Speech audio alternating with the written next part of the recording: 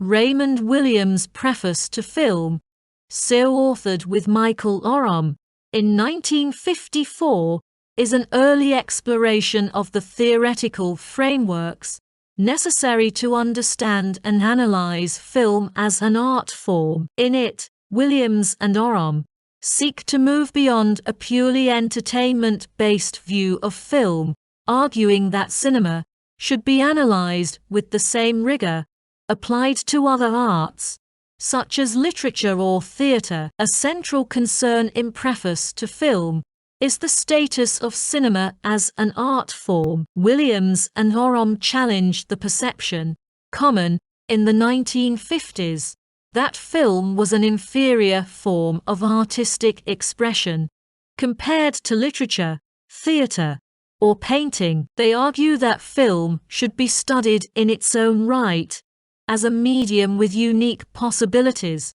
rather than judged by the standards of older art forms. In this sense, the book is an early contribution to film theory, pushing for a deeper understanding of the specific aesthetics and techniques of cinema. Williams emphasizes that film's power comes from its ability to combine visual and auditory experiences. Unlike the fixed words of a book or the live spontaneity of theater, cinema can manipulate time and space in ways that other art forms cannot. Williams and Oram write that film has an organization of its own, from within, dependent on its medium. By this, they highlight how the combination of moving images, sound, editing, and mise in scène create a narrative and emotional impact that is unique to film. However,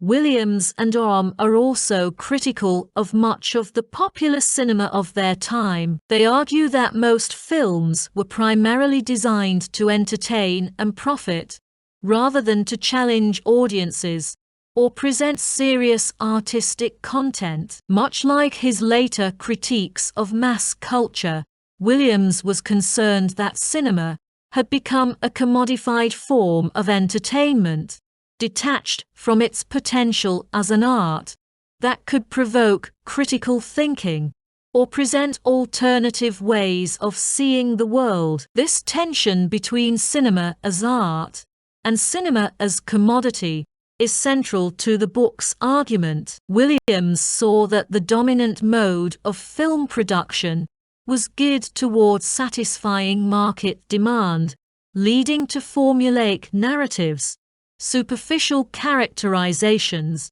and a lack of artistic experimentation. In this way, Preface to Film anticipates Williams' later critiques of cultural industries, in which mass production stifles creativity and reduces art to something consumable, rather than transformative. Another key theme in the book is the role of the audience in interpreting and responding to film. Williams and Oram argue that the audience should not be passive consumers of images, but active interpreters of meaning. The authors emphasize the importance of educating audiences to understand the formal elements of film, such as editing, camera angles, and narrative structure, so they can engage with the medium critically. This is linked to Williams' broader concern with the democratization of culture,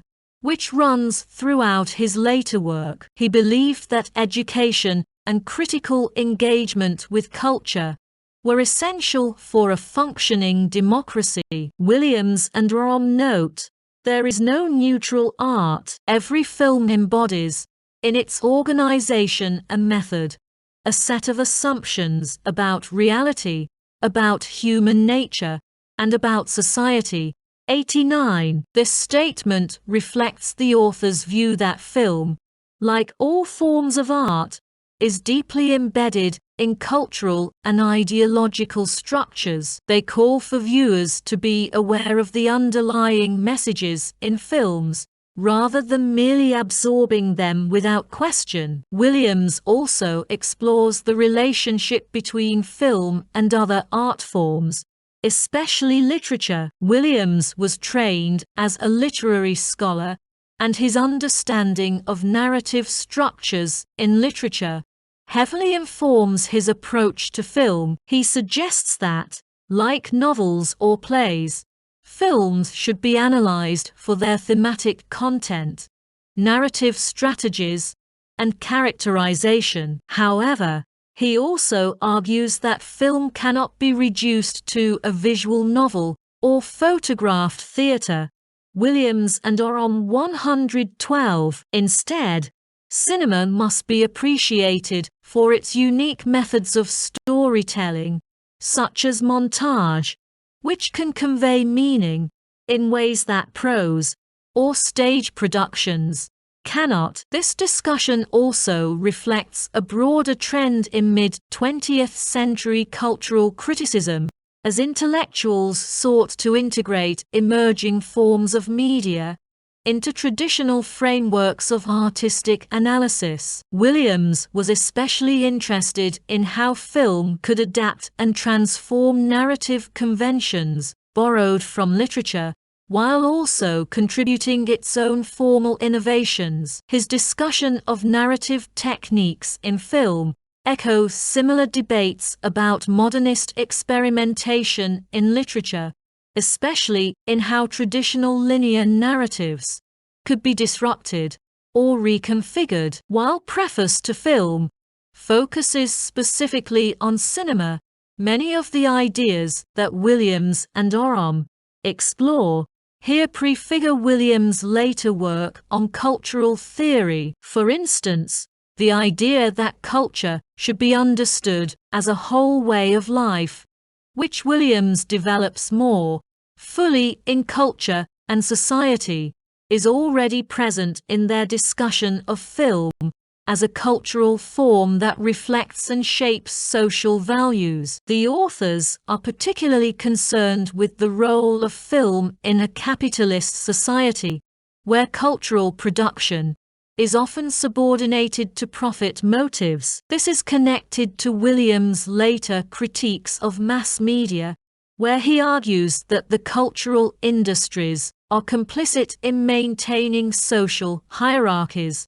by producing content that reinforces dominant ideologies. In Preface to Film, Williams and Oram hint at this concern when they criticize the commercial pressures on filmmakers to produce content that caters to mainstream tastes, rather than pushing artistic boundaries or challenging societal norms. Moreover, Williams' interest in the role of education in shaping cultural consumption, which would become a major theme in his later work, is evident in Preface to Film. The authors advocate for film education as a way to develop critical thinking skills and foster a more informed and engaged audience. This aligns with Williams' later belief in the importance of cultural education in creating a more democratic society, where people have the tools to critically engage with the media they consume.